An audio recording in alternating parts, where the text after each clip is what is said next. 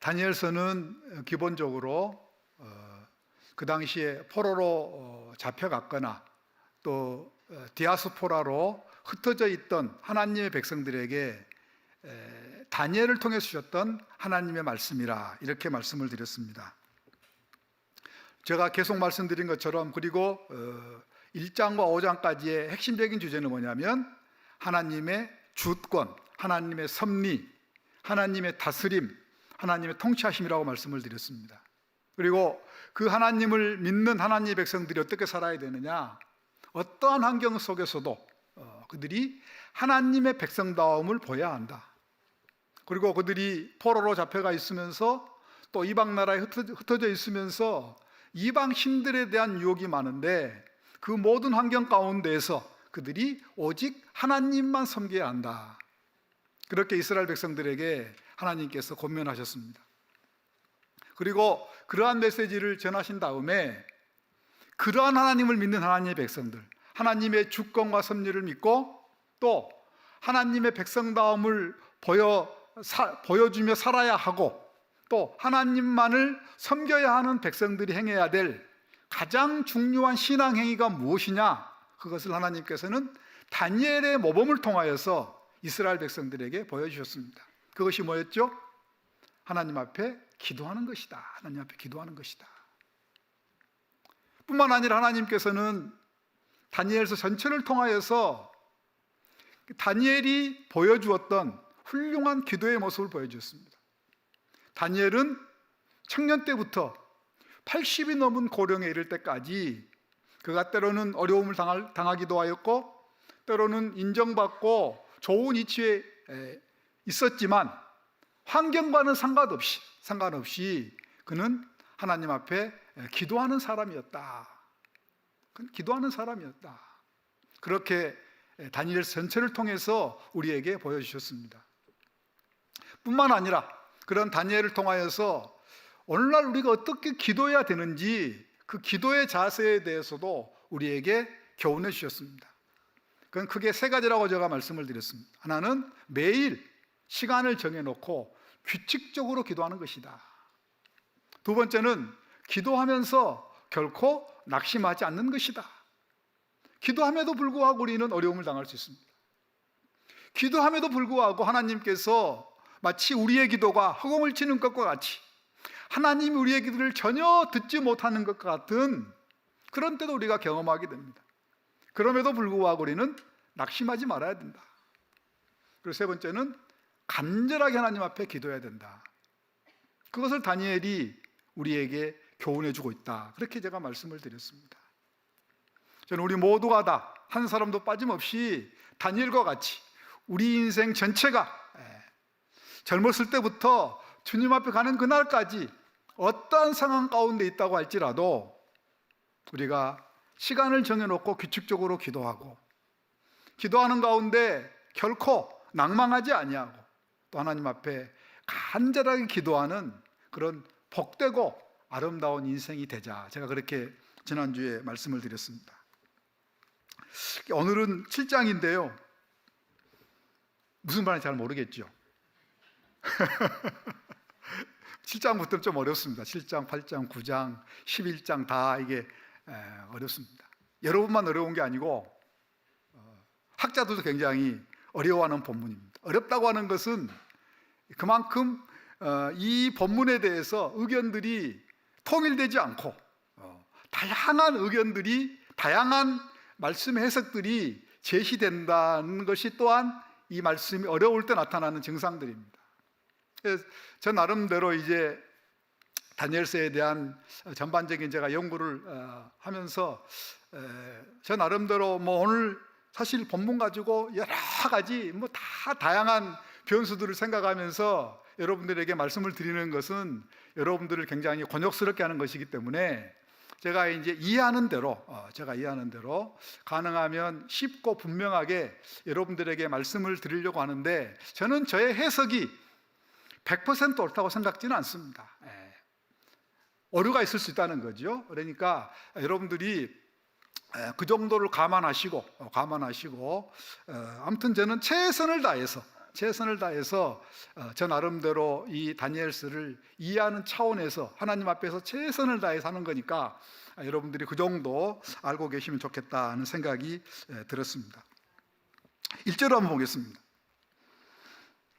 바벨론 벨사살 왕 원년에 다니엘이 그의 침상에서 꿈을 꾸며 머릿속으로 환상을 받고 그 꿈을 기록하며 그 일의 대략을 진술하니라. 지금 오늘 본문이 발생한 오늘 본문의 사건의 시간적인 배경이 언제라고 나옵니까? 바벨론 벨사살 왕 원년이라 이렇게 했습니다. 여러분, 우리가 이 벨사살 왕 여러분들 어디에 나온지 알고 계시죠? 5장에 나오고 있습니다. 5장은 무슨 사건이냐면 바벨론이 이제 바벨론의 마지막 왕인 벨사살 때 바벨론이 멸망된 사건이 나옵니다. 그런데 지금 이 사건은 7장은 원년이라 이랬습니다. 그러니까 지금 5장의 사건보다도 7장의 사건은 한 10년 정도 앞선 시간에 발생한 사건입니다. 그렇죠? 그러니까 먼저 일어난 사건이 나중에 기록된 것입니다. 그러니까 5장은 7장보다 한 10년 늦게 발생한 사건인데 5장이 먼저 기록이 되고 그 다음에 7장이 기록이 되어 있습니다. 그런데 성경에서는 이것이 크게 이상한 일이 아니에요. 왜냐하면 성경은 원칙적으로 시간적인 순서에 따라 기록이 됐지만 특별한 목적과 의도가 있을 때 하나님께서는 그 시간적인 순서를 바꾸는 경우가 종종 있는 것을 보게 됩니다. 예를 들면 여러분들이 복음서를 보세요. 복음서를 보면 복음서에 있는 사건들이 다 똑같은 순서로 되어 있지 않아요. 마가복음과 마태복음의 순서가 약간씩 바뀌는 경우가 있습니다. 또 누가복음의 순서도 약간씩 바뀐 경우가 있습니다. 그러니까 복음서는 단순하게 예수님께서 공생애를 사시면서 했던 시간적인 순서대로 기록된 게 아니에요. 때로는 하나님께서 특별한 목적을 위해서 특별한 의미 부여를 하기 위해서 그 순서를 바꿔서 기록한 것입니다. 이 문제는 좀 설명하면 길어지니까 나중에 언젠가 한번 그런 본문이 나올 때 제가 조금 더 이 부분에 대해서 아마 설명할 수 있는 그런 기회가 있으리라고 생각이 되고, 아무튼 그것은 결코 오늘 본문처럼 이렇게 역사적인 순서가 바뀌어 기록된 것은 성경에서는 크게 의미 없는 일들이 아니다. 2절을 보겠습니다. 다니엘이 진술하여 이르되 내가 밤에 환상을 보았는데 하늘에 네 바람이 큰 바다로 몰려 불었다 이랬습니다.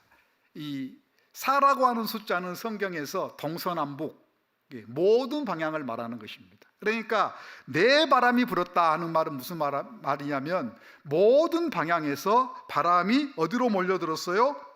큰 바다로 몰려불었다.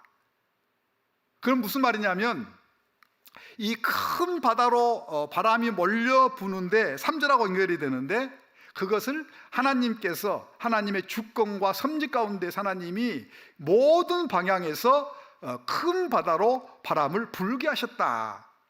그랬더니 3절을 보면 그 결과로 하나님께서 주권과 섭리로 바람을 큰 바다로 몰겨불려 했더니 3절을 보면 큰 짐승 넷이 바다에서 나오게 되었다. 큰 짐승 넷이 바다에서 나오게 되었다. 이건 무슨 말씀입니까? 바람이 큰 바다로 하나님께서 몰려불게 했고 그 결과로 큰 짐승이 큰 네 짐승이 나오게 되었다 하는 말은 무슨 말이냐면, 큰 짐승이 바다에서 나온 것은 하나님의 주권과 섭리와 다스림의 결과다.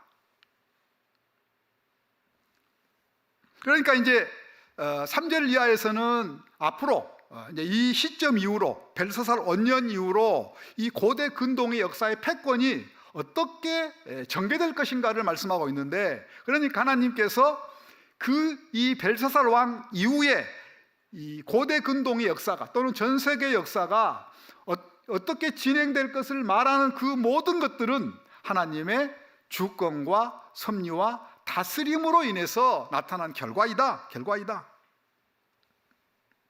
그러면서 이제 큰 짐승 넷이 바다에 나왔는데 그 모양이 각각 다르더라 하면서 이제 4절부터 8절에서 그 짐승의 모양들을 설명을 하고 있습니다. 성경은 종종 하나님께서 천사를 짐승의 비유로 나타나는 경우가 있는데, 이 지금 7장에 있는 짐승은 7장에서 그 짐승이 무엇을 의미하는지를 딱 명확하게 말씀해 주고 있습니다. 17절 한번 볼까요? 17절 보시면 그 내 큰 짐승은 세상에 일어날 내 왕이라. 또 23절을 보면 모신자가 이처럼 이르되 넷째 짐승은 곧 땅의 넷째 나라다. 그러니까 왕과 나라를 바꿔가며 쓰고 있는데, 그러니까 지금 이 각각 모양이 다른 네 짐승은 이때 이후로 고대 근동의 패권을 잡게 될 내 나라 또는 내 왕이라는 것이에요. 2장에서는 하나님께서 큰 신상을 통해서 이제 느부갓네살을 통한 이후에 어떻게 나라들이 패권을 이렇게 잡아갈 것이냐를 이제 이러겠는데, 여기서는 큰 짐승을 통하여서 2장과 많이 유사한 부분이 이제 7장에 나와 있습니다. 그러면서 이제 그 각 짐승들을 이제 설명을 합니다. 4절을 보면 첫째는 사자와 같은데 독수리의 날개가 있더니 내가 보는 중에 그 날개가 뽑혔고 또 땅에서 들려서 사람처럼 두 발로 서게 함을 받았으며 또 사람의 마음을 받았더라. 이렇게 말씀하고 있습니다. 예언서를 보면 바벨론 왕 느부갓네살을 때로는 사자로, 때로는 독수리로 비유하는 걸 볼 수가 있습니다. 그리고 이 고고학적 발견에 의하면 그 당시에 아마 이 바벨론이 나라를 아마 이게 독수리상으로 상징을 했던 것 같아요. 그래서 그 당시에 이 바벨론 나라를 상징하는 독수리상이 많이 발견됐다고 합니다. 그러니까 지금 이 첫 번째 짐승은 바로 바벨론을 상징하는 것입니다. 바벨론. 지금 이때는 아직 바벨론이 멸망하기 10년 전이에요. 5장에서 벨사살 왕 10년 정도 지난 다음에 바벨론이 멸망했는데 10년 전에 지금 하나님께서 이 짐승을 통하여서 사자와 같은데 독수리가 날개가 달린, 근데 4절을 보면 이렇게 또 말씀하고 있어요. 내가 보는 중에 그 날개가 뽑혔고, 날개가 뽑혔단 말은 무슨 말이에요? 어떤 이 권세와 능력이 급격하게 약화됐다는 걸 의미하는 거 아니겠어요? 또 땅에서 들려서 사람처럼 두 발로 서게 함을 받았으며 또 사람의 마음을 받았더라. 사람처럼 섰다, 사람의 마음을 받았다. 이거는 긍정적인 의미라기보다도 이 사자, 독수리 날개 달린 이 사자의 어떤 용맹스러움 또는 사나움, 이런 것들이 좀 사라져버렸고 연약한 인간과 같은 그러한 모습이 되었다. 이렇게 말씀하고 있는 것입니다. 그러니까 지금 바벨론이 멸망하기 전에 하나님께서는 이미 첫째 짐승 사자와 같은데 독수리 날개를 단 이 짐승을 통하여서 바벨론의 멸망을 말씀하고 있습니다. 5절을 보면 또 다른 짐승 곧 둘째는 곰 같은데 그것이 몸 한쪽을 들었고 그 입의 이사이에는 새 갈빗대가 물렸는데 그것에게 말하는 자들이 있어 이르기를 일어나서 많은 고기를 먹으라 하였더라. 바벨론 다음에 지난주에 제가 말씀을 드렸잖아요. 바벨론과 전장에서 이기고 고대 근동의 패권을 잡았던 나라가 어떤 나라죠? 메데 바사. 이 짐승은 지금 메데 바사예요. 그런데 그것이 한쪽 몸을 들었다. 메데와 바사는 두 나라와 같은 한 나라를 했잖아요. 그래서 나중에는 이제 바사가 이 고레스 왕 때 지난주에 제가 말씀드렸던 것처럼 이 메데를 점령해서 이 바사라고 하는 나라가 전체 메데 바사의 주도권을 형성했다. 제가 지난주에 말씀드렸잖아요. 그러니까 한쪽 몸이 들렸다고 하는 것은 이 바사가 이제 나중에 주도권을 잡을 것이라는 거죠. 이 나라가 메데 바사 연합군이 바벨론을 점령을 하지만 결국은 바사라고 하는 나라가 두 나라 가운데 주도권을 잡는다 하는 이야기를 몸 한쪽을 들었다, 이렇게 지금 표현하고 있는 것 같아요. 그리고 그 입의 이 사이에는 새 갈빗대가 물렸다. 이 새 갈빗대를 물었다고 하는 말은 이 새 나라를 점령했다 또는 침략했다, 뭐 이런 말이잖아요. 그래서 이제 역사적인 기록에 의하면 뭐 리디아, 또 바벨론, 또는 이집트, 이 세 나라가 아마 이제 이 메데 바사에 의해서 점령당했다는 것이 역사적 기록이 있습니다. 그리고 많은 고기를 먹으라. 이건 뭐 아주 잔인하게 공격하는 거죠. 잔인하게 다른 나라들을 공격하는 것들을, 많은 고기를 먹으라. 또 이제 6절로 가면 이 세 번째 짐승이죠. 그 후에 내가 또 본즉 다른 짐승 곧 표범과 같은 것이 있는데 그 등에는 새의 날개 넷이 있고 그 짐승에게 또 머리 넷이 있으며 권세를 받았더라. 메데 바사 다음에 고대 근동의 패권을 잡았던 나라가 어디 나라죠? 그리스, 헬라. 그리스 헬라 제국을 이야기하는 것입니다. 여러분들 우리 역사책에서 배우면 고등학교 때 사회 시간에 이 그리스에 굉장히 유명한 왕이 있었죠. 알렉산더 대왕. 알렉산더 대왕이 한 20살 정도 때는 왕이 되었는데 한 10년 사이에 엄청나게 빠른 속도로, 오늘 본문에 말하면 표범과 같이 빠른 속도로 이 전 세계를 거의 점령하게 되었습니다. 그런데 한 10년 조금 더 통치를 하다가, 정확하게는 알 수 없지만 많은 사람들이 이제 열병이라고 그러는데 갑자기 걸려 죽어버렸어요. 그러니까 이제 갑자기 죽어버리니까 그 안에서 이제 어떤 내분이 일어나다가 결국은 이 헬라 제국, 그리스 제국이 네 조각으로 나눠집니다. 아마 그거는 다음 주에 제가 조금 더 그럼 자세하게 이제 성경에 나오니까 다음 주에 그거는 조금 제가 자세하게 말씀드리고, 아무튼 네 조각으로 나눠져 가지고 네 명의 통치자에 의해서 헬라 제국이 다스렸습니다. 그것을 지금 이야기하고 있는 거예요. 보세요. 6절 보면 그 등에는 새의 날개 넷이 있고 그 짐승에게 또 머리 넷이 있으며 권세를 받았다. 네 쪽으로 나눠져 가지고 나라들이 각각 다른 통치자들에 의해서 통치가 된다. 그 다음에 이제 네 번째 짐승, 내가 7절입니다. 내가 밤 환상 가운데에 그 다음에 본 넷째 짐승은 무섭고 놀라우며 또 매우 강하며 또 새로 된 큰 이가 있어서 먹고 부서뜨리고 그 나머지를 밟았으며 이 짐승은 전에 모든 짐승과 다르고 또 10뿔이 있더라. 이 네 번째 짐승은 앞에 있는 세 짐승과 다르게 가장 잔인하고 가장 사납고 가장 난폭한 짐승이었다, 이렇게 설명하고 있습니다. 이 7절뿐만 아니라 19절 한번 볼까요? 19절 보면 또 설명이 되어 있어요. 비슷한 말이 또 이게 말씀하고 있는데 19절, 이에 내가 넷째 짐승에 관하여 확실히 알고자 하였으니 곧 그것은 모든 짐승과 달라서 심히 무섭더라. 그 이는 새요 그 발톱은 노시니 먹고 부서뜨리고 나머지는 발로 밟았으며. 23절에도 똑같은 말이 나옵니다. 모신자가 이처럼 이르되 넷째 짐승은 곧 땅의 넷째 나라인데 이는 다른 나라들과는 달라서 온 천하를 삼키고 밟아 부서뜨릴 것이며. 그러니까 아주 이 앞에 있는 새 짐승과는 다르게 아주 포악하고 난폭하고 아주 강한, 그래서 뭐 이로 무너뜨려 버리고 또 발로 밟아 버리고 그렇게 한다는 거예요. 이 나라가 어떤 나라죠? 로마. 그러니까 이 그리스 제국 그 다음에 이제 전 세계 패권을 잡았던 나라가 로마예요. 그리고 실제적으로 로마는 인류 역사에 있어서 가장 잔인하고 가장 강력하고 가장 난폭한 나라였다고 하는 것이 역사적인 사실에 우리가 알 수 있는 거 아니에요? 그런데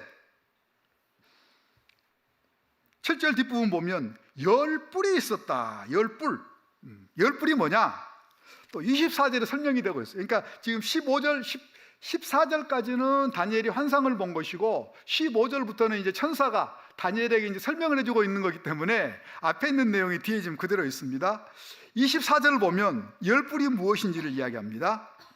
그 열 뿔은 그 나라에서 일어날 열 왕이요 그랬습니다.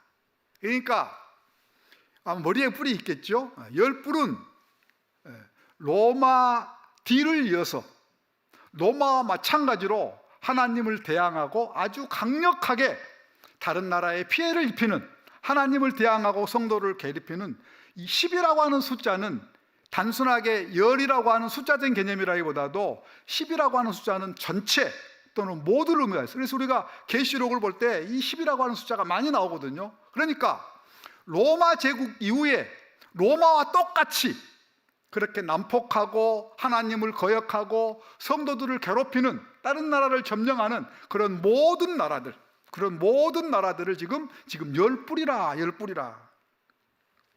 2장에서도 어떤 큰 신상을 보면서 로마를 어떻게 이야기하냐면 발과 발가락이라 그랬어요. 2장에서는 10이라고 하는 숫자가 나오지 않는데 우리가 정상적으로 발가락이 몇 개예요? 10개. 그러니까 지금 2장하고 똑같은 거죠. 2장하고 똑같은 거죠. 그 다음에 이제 또 8절을 보겠습니다. 지금 이 8절은 2장에는 나와 있지 않는 아주 특별한 환상이 지금 기록되어 있어요. 8절을 보니까 내가 그 뿔을 유심히 보는 중에 다른 작은 뿔이 그 사이에서 나더니 첫 번째 뿔 중에 셋이 그 앞에서 뿌리까지 뽑혔으며 이 작은 뿔에는 사람의 눈 같은 눈들이 있고 또 입이 있어 큰 말을 하였더라. 그러니까 그 10개의 뿔 가운데 하나의 작은 뿔이 솟아났어요.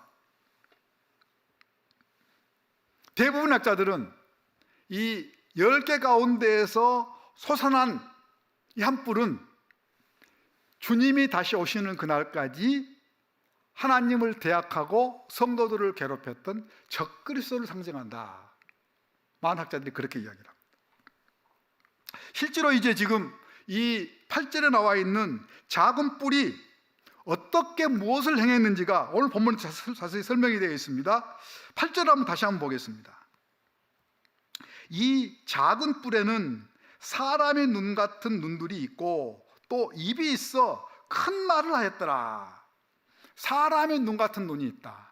판단력, 통찰력, 대단하다는 거죠. 또 입이 큰 입이 있더라. 빅마우스, 이게 뭘 말하는 거겠습니까? 언변이 탁월하다는 거예요. 사람들을 잘 유혹하고 언변이 탁월하다는 거예요. 판단력, 그런 것들이 탁월하고 언변이 탁월하는 것이 바로 이제 적그리스도가 하는 일이라는 거죠. 또 21절 한번 보겠습니다. 21절.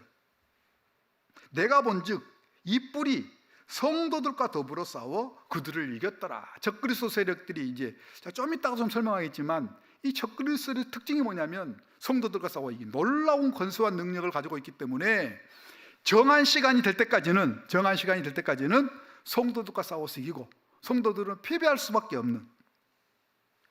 그 다음에 또 25절부터 27절, 24절부터 또 이 적그리스도 세력에 대해 설명이 되어 있습니다. 그 열 뿔은 그 나라에서 일어날 열 왕이요 그 후에 또 하나가 일어나리니 그는 먼저 있던 자들과 다르고 또 새 왕을 복종시킬 것이며, 오늘 이제 본문의 8절에도 보면 첫 번째 뿔 중에 셋이 그 앞에서 뿌리까지 뽑혔다. 이 셋이라고 하는 것은 성경에서 세상을 의미하는 겁니다. 그러니까 하나님의 백성들만 이 적그리스도가 괴롭힌 게 아니라 세상에 있는 모든 나라들도 이 적그리스도에 인하여 피해를 본다는 것이죠. 그러면서 25절에 아주 적나라하게 그 적그리스도가 하는 일에 대해서 나와 있는데요. 그가 장차 지극히 높으신 일을 말로 대적한다. 하나님에 대해서 대항하는 거예요. 신성모독의 말을 한다는 거죠. 지극히 높으신 일을, 하나님을 말로 대적하며 또 지극히 높으신 이의 성도들을 괴롭게 할 것이며 그가 또 때와 법을 고치고자 할 것이다. 그러니까 종교 시스템 자체를 와해시켜 보려고 한다는 거예요. 우리의 신앙의 시스템 자체를 이 적그리스도 세력들이 와가지고 무너뜨려 버린다는 것이죠. 성도들은 그의 손에 붙임바 되어 한때와 두때와 반때를 지내리라. 그러니까 이 내용을 보면 적그리스도인 것이 너무나도 분명해지죠. 여기서 우리가 한 가지 좀 점검할 것이 있습니다. 지금 이 7장에서는 가장 핵심적인 포인트는 뭐냐면 넷째 짐승이에요. 그러니까 지금 다니엘이 19절에도 보면 이에 내가 넷째 짐승에 관하여 확실히 알고자 하였다. 그리고 지금 18절, 19절부터 쭉 지금 꿈을 설명하는데 이 넷째 짐승과 열뿔 가운데서도 그 마중에 난 하나의 뿔, 이것이 지금 집중적으로 그리고 구체적으로 자세하게 설명되어 있는 걸 볼 수가 있습니다. 그러니까 지금 이 7장에 나와 있는 한상에서 하나님께서 다니엘을 통해 강조하려고 하는 것은 넷째 짐승, 그 다음에 열뿔, 그리고 그 뿔 사이에서 나오는 적그리스도 세력, 하나의 작은 뿔, 여기에 지금 집중이 되어 있다는 거예요. 그런데 지금 이 네 번째 짐승과 관련되어서 요한계시록에 가보면 이 오늘 본문에 있는 넷째 짐승에 대해서 아주 구체적으로 자세하게 그리고 명료하게 설명되어 있는 걸 볼 수가 있습니다. 제가 예전에 오랫동안 요한계시록을 강해를 했습니다. 여러분들 다 잊어버리셨잖아요. 그렇죠? 그 요한계시록을 보면 너무나도 깊이 연결되어 있어요. 예를 들면 요한계시록 12장, 13장, 17장을 보면 큰 붉은 용이 나옵니다. 또 바다에서 나오는 짐승에 대한 말씀이 나옵니다. 그 다음에 17장으로 넘어가면 큰 음녀 바벨론이 나옵니다. 이게 뭐냐면 사탄, 적그리스도 세력들, 그 다음에 노마의 뒤를 이어서 나오게 되는 하나님을 대적하는 나라들, 이런 것들이 이제 큰 붉은 용이고 또 바다에서 나온 짐승이고 또 큰 음녀 바벨론이라고 제가 그때 말씀을 드렸어요. 그런데 그 12장 큰 붉은 용이라든지 바다에서 나온 짐승이라든지 이런 것들을 보면 머리가 7이고 뿔이 10개라 이렇게 나와 있습니다. 찾아보세요, 집에 가셔서. 그리고 그 머리에는 하나님을 대적하는 이름이 머리에 써져 있다. 그러니까 이 지금 방금 말씀드렸던 다니엘서에서 나오는 이 넷째 짐승, 그리고 그 마지막에 나온 10뿔 다음에 마지막에 나오는 작은 뿔이 하는 일이 뭐냐면 하나님의 이름을 대적하는 것이고, 또 이 성도들을 요한계시록에도 보면 성도들을 괴롭히고 성도들과 정한 시간이 될 때까지는 성도들과 싸워서 이기는 내용이 나옵니다. 이기는 내용이 나와요. 그러니까 내용은 똑같은 내용인데 훨씬 더 자세하게 요한계시록에서 이 다니엘 7장을 설명하는 걸 볼 수가 있습니다. 또 그리고 오늘 본문 25절을 보면, 25절 뒷부분을 보면 그 지금 적그리스도 세력이 활동하는 기간이 언제냐? 한때와 두때와 반때라, 이렇게 말하고 있습니다. 다니엘서에도 보면 한때와 두때와 반때가 오늘 본문 말고도 2번 더 나옵니다. 여러분들 요한계시록 어렴풋하게 생각나지 않으세요? 요한계시록에 보면 성도들이 핍박을 받는 기간, 또 거룩한 성이 이방인에게 짓밟히는 기간, 그 기간이 11장, 13장을 보면 한때와 두때와 반때라고 나옵니다. 또 42개월이라고 나옵니다. 또 1260이라고 나옵니다. 다양하게 표현돼서 다 똑같은 기간이에요. 3년 반이 3년 반, 1260일, 또 42개월, 한때, 두때, 반때, 이게 다 3년 6개월이에요. 그런데 대부분의 학자들이 뭐라고 이야기하냐면 이 한때와 두때와 반때, 또 1260일, 42개월은 예수님의 초림부터 예수님의 재림하는 날까지를 의미하는 것이다, 이렇게 이야기를 합니다. 그리고 그 요한계시록에 있는 한때와 두때와 반때는 다니엘서에서 가져온 것이다, 그렇게 이야기를 합니다. 어때요? 요한계시록이 오늘 본문의 내용을 너무나도 분명하게 제가 방금 말씀드렸던 그런 의미라고 하는 것을 확인시켜 주셨고, 자세하게 오늘 본문은 아주 짧게 간단하게 썼지만 아주 자세하게 말씀해 주고 있는 것입니다. 그러니까 이 넷째 짐승이 뭐라 그랬습니까? 어떤 나라요? 로마 제국. 그리고 열 뿔은 뭐라 그랬어요? 로마 제국의 뒤를 이어서 로마 제국과 같이 똑같이 악행을 하는 모든 나라들, 모든 사상들, 모든 시스템들을 다 의미하는 것입니다. 그리고 그 사이에 나오는 뿔은 말세 하나님을 대적하고 성도들을 괴롭히고 세상 사람들에게까지 피해를 주는 적그리스도의 세력이다. 적그리스도의 세력이다. 그러면서 이제 다니엘이 또 다른 환상을 보았습니다. 9절부터 14절인데요.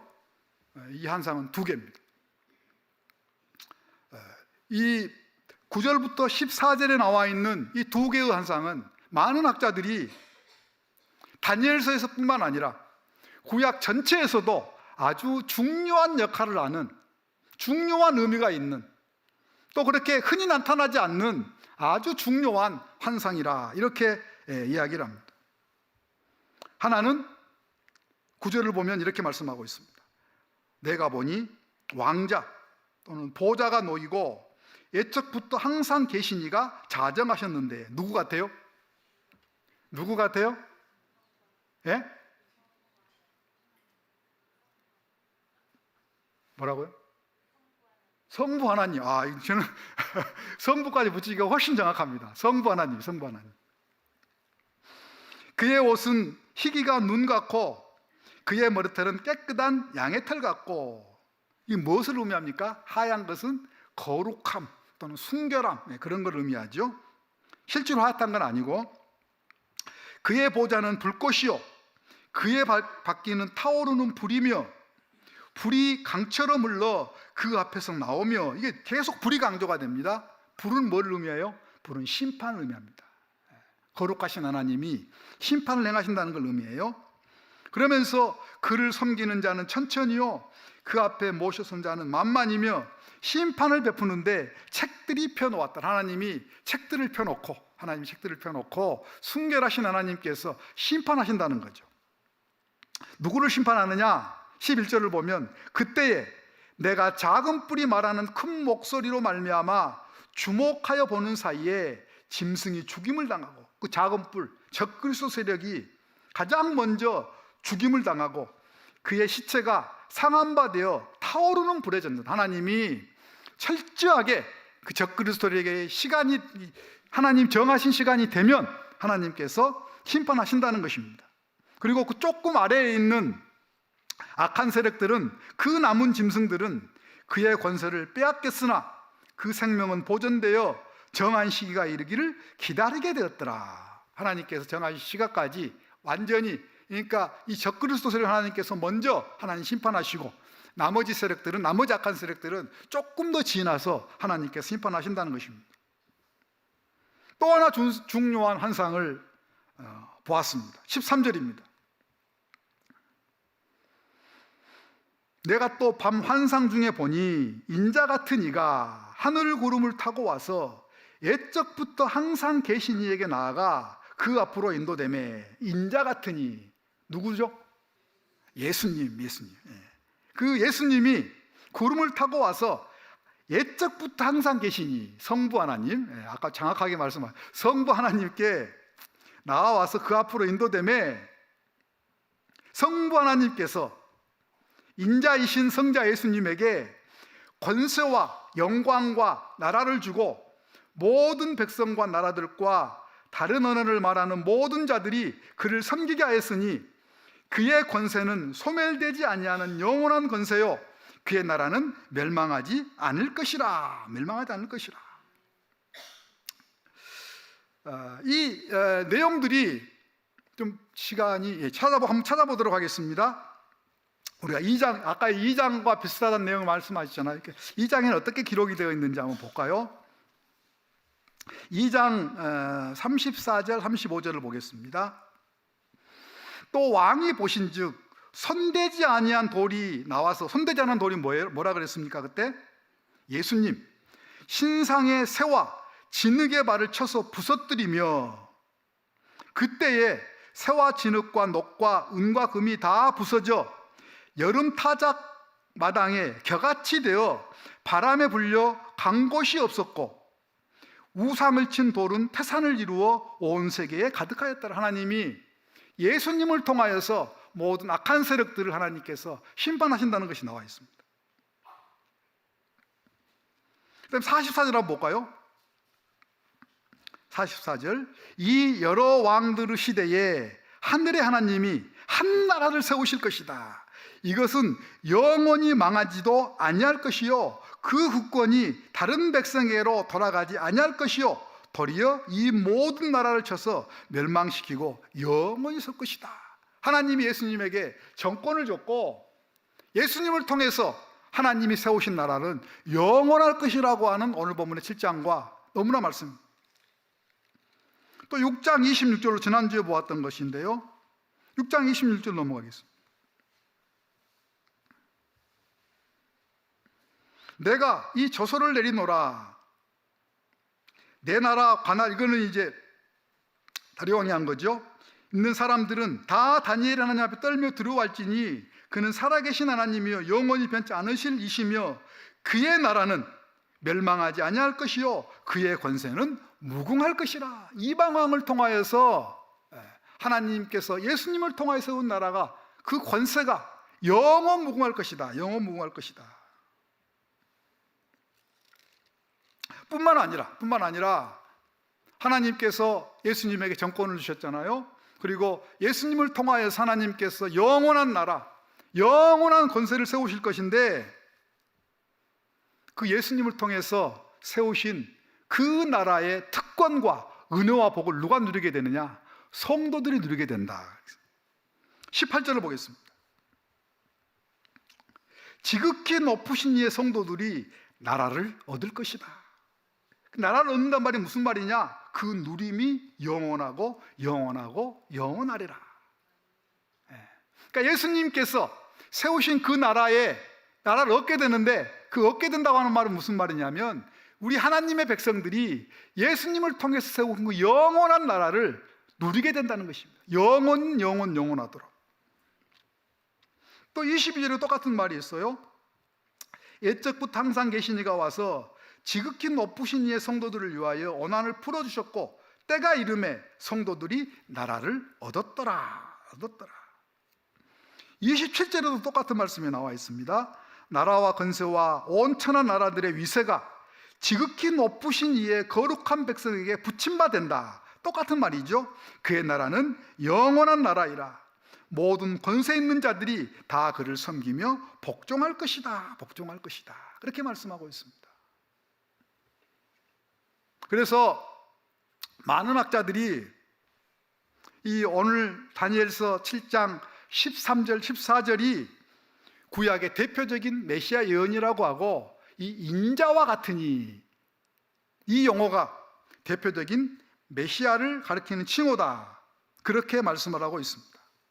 저도 전적으로 동의하고, 또 실제로 예수님께서 당신을 인자라, 인자는 머리 둘 곳이 없다, 자신을 스스로 이 다니엘서 17장 13절 14절에 근거를 내서 예수님 자신이 인자라 이렇게 말씀하셨고, 또 요한계시록에 가보면 예수님을 인자와 같으니라, 이 다니엘서 7장 13절 14절을 그대로 인용을 해서 예수님에게 적용하는 것들을 볼 수가 있습니다. 오늘 본문의 의미가 조금 이해가 되세요? 좀 이해가 되셨죠? 그럼 정리를 한번 해보죠. 정리를. 오늘 본문이 말씀하는 건 뭐냐면 2장과 굉장히 유사합니다.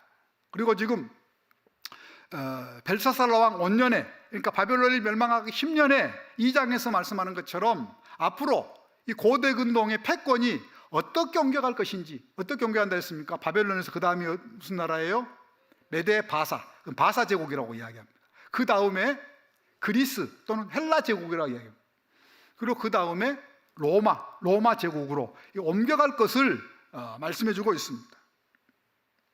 그 다음에 그런데 그 넷째 짐승 로마가 가장 강력하고 가장 강한 아주 포악스럽다. 모든 나라를 짓밟을 것이다. 그렇게 말씀을 하고, 또 그런 이 로마와 똑같은 하나님을 대적하는 나라들이 주님이 다시 오실 때까지 계속되는데, 특별히 그 가운데 적그리스도 세력이 등장을 해서 하나님을 대항하고 성도들을 괴롭힐 것이다. 그리고 그것이 언제까지 진행되느냐? 하나님이 정하신 때까지. 하나님 정하신 때까지. 그리고 하나님이 적그리스도 세력을 하나님이 심판하시고, 그 심판하시는데 누구를 통해서 하시느냐? 예수님을 통해서 심판하신다. 그러니까 그 예수님을 통해서 심판은 또 다른 한편으로 보면 성도의 구원과 성도의 회복이다. 그리고 성도들은 그 예수님을 통해서 임하게 되는 그 심판과 구원을 통하여서 성도들이 그 예수님을 통해서 임하게 되는 하나님 나라의 특권과 권세를, 또 다스림을 영원토록 누리게 될 것이다. 이게 이제 오늘 본문의 핵심적인 내용입니다.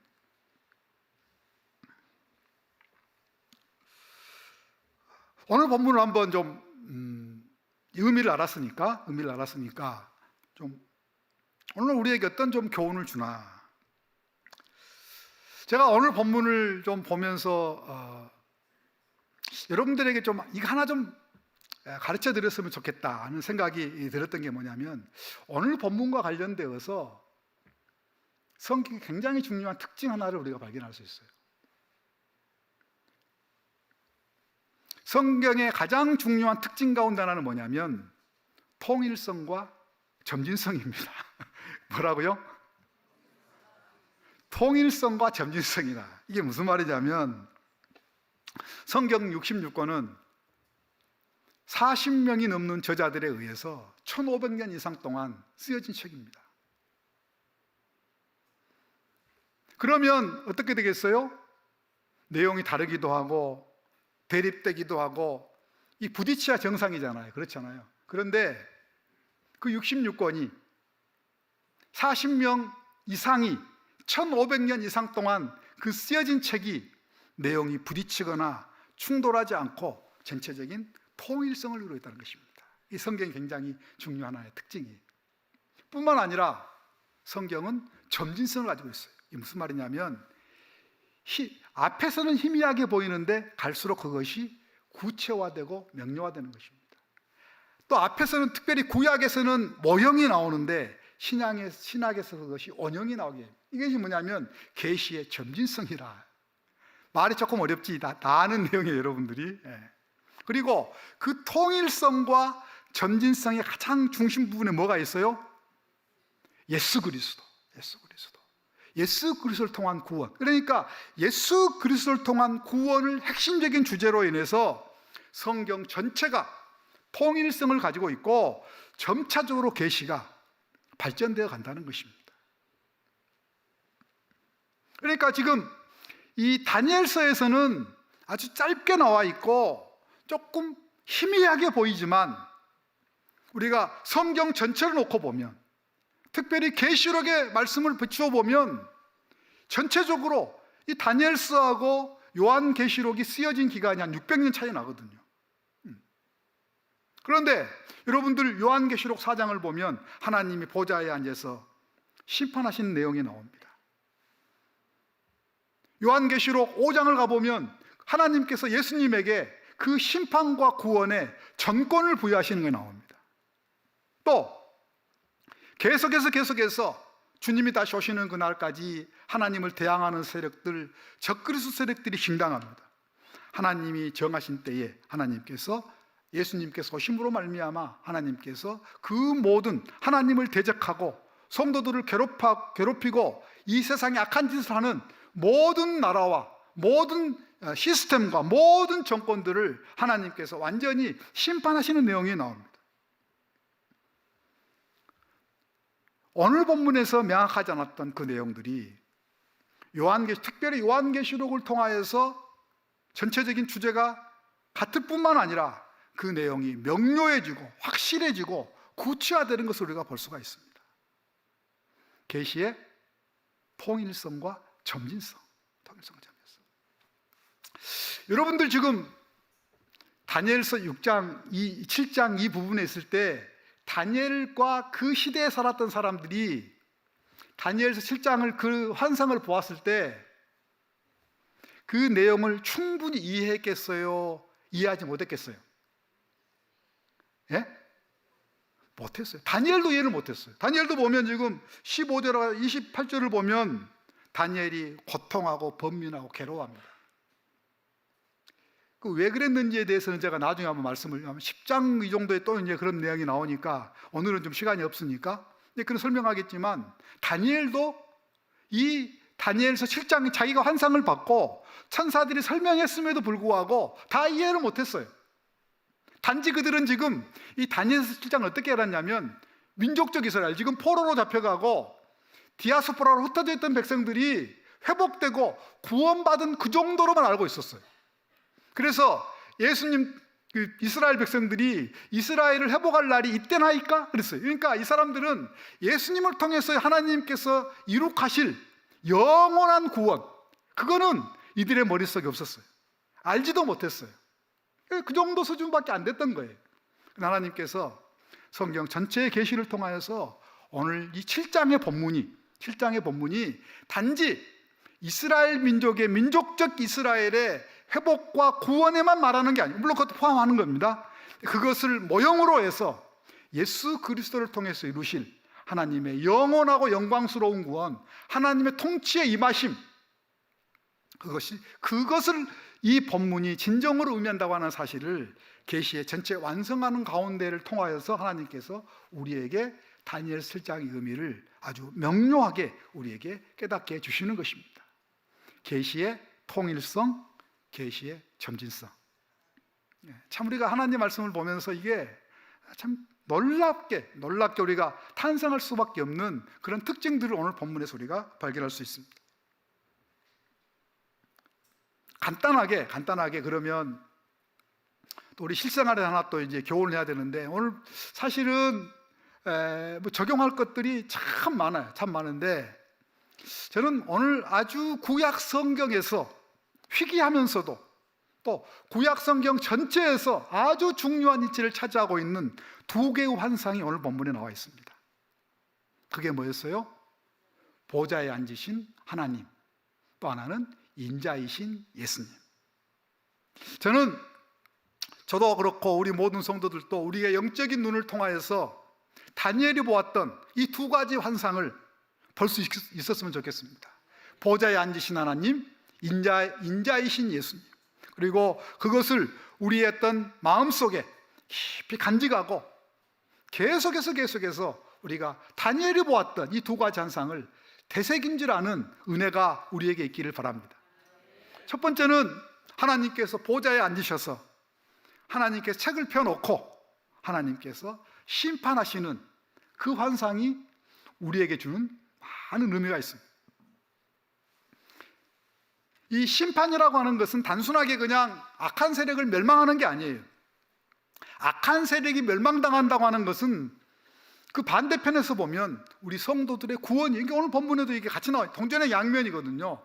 악한 세력의 심판과 하나님의 백성의 구원은 동전의 양면이에요. 그래서 계시록에도 보면 하나님께서 생명책을 펴놓고 하나님께서 우리를 판단하시고 평가하시는 내용이 나옵니다. 우리 구원받는 사람들을 하나님께서 따로 모으시는 내용이 나와요. 그러니까 여기서 심판이라고 하는 것은 조금 부정적인 의미가 있기 때문에 저는 하나님께서 평가하실 것이다. 악한 자는 하나님께서 징계하시고 하나님을 믿고 신실한 자는 하나님께서 상을 주실 것이다. 이게 평가의 의미거든요. 우리는 언젠가는 이 땅을 떠나야 합니다. 그렇죠. 역사는 언젠가는 끝이 날 것입니다. 그때 우리는 어느 한 사람도 예외 없이 하나님이 우리가 이 땅에 살았던 신앙과 삶의 내용을 기록한 책이 있을 줄로 믿습니다. 그 책을 펴놓고 하나님이 우리를 평가하실 줄로 믿습니다. 제가 많이 묵상하는 말씀 가운데 하나인데요, 지난번에 한번 제가 봤던 것 같은데 우리 한번 볼까요? 고린도전서를 한번 보겠습니다. 고린도전서 4장을 한번 보겠습니다.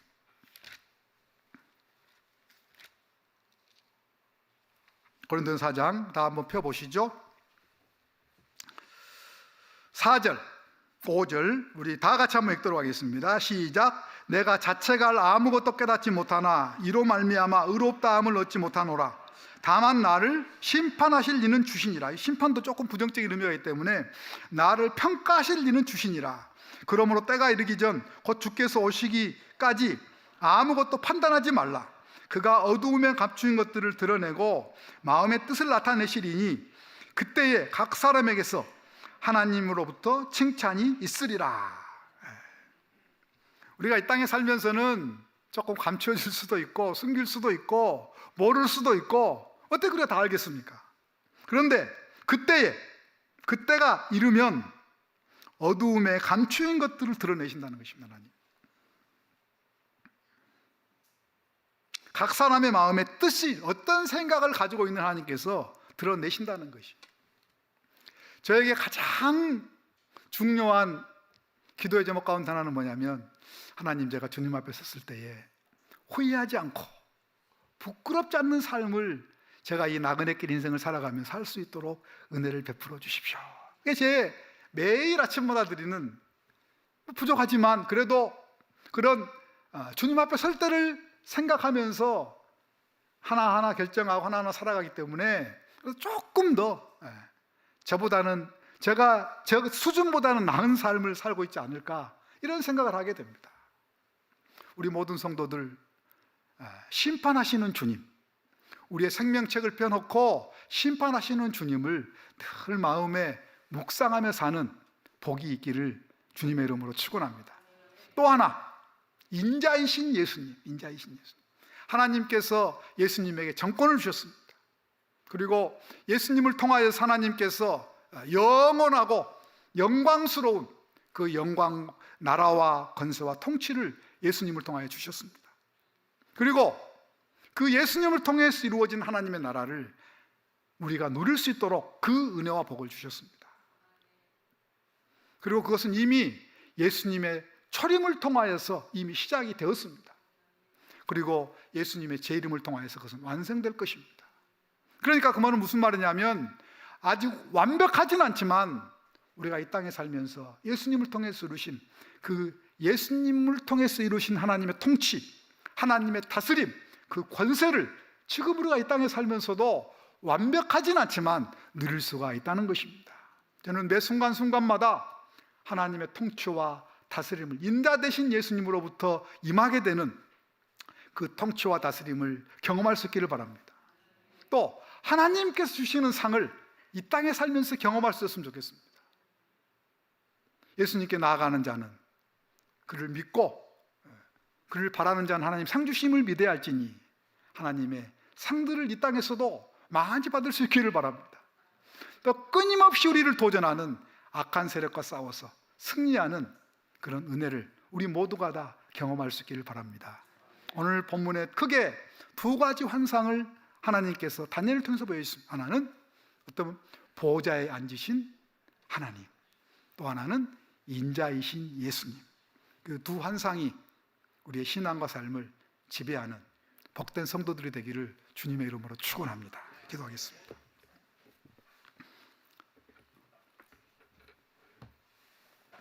우리 구주 예수 그리스도의 은혜와 우리 하나님의 사랑하심과 성령의 역사하심과 함께하심이 오늘 다니엘에게 보여줬던 두 가지 환상을 우리의 평생토록 우리의 영적인 눈으로 보며 우리의 가슴에 담기를 소원하고 다짐하는 모든 성도들 머릿머리 위에 이제로부터 영원토록 함께하시기를 간절히 축원하옵나이다.